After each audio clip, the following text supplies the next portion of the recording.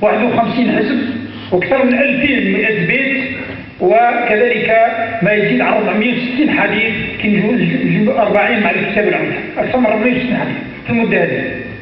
أنا سأل باختصار أن نسألكم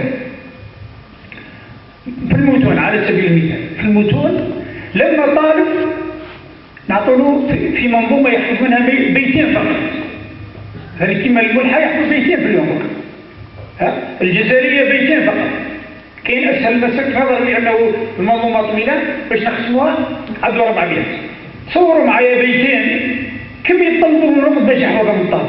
ما نظنش يطلبوا ربما يقرا من 5 دقائق يحفظ من البيتين فقط 5.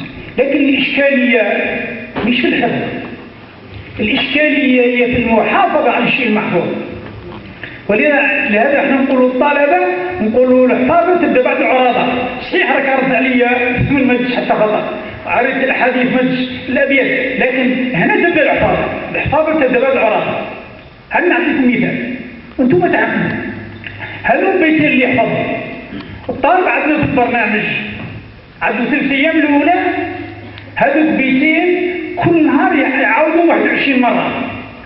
شحال مرة؟ 3 في 21 شحال؟ 63 هذو. ومن بعدها 3 أيام هذوك نحوهم من 20 شحال تبقى؟ 17 هذيك عندو كل يوم يكرروا 3 مرات. هذوك البيتين 3 أيام يكرروا 21 مرة في النهار. ومن بعدها 17 يوم ما يخرج في هذوك البيتين 17 يوم وكل يوم يكرروا 3 مرات. قولوا لي بربكم هذا يرسخ ولا ما يرسخش؟ يرسخ. ومع ذلك كاين طلبة ما يحفظوش. أتدرون لماذا؟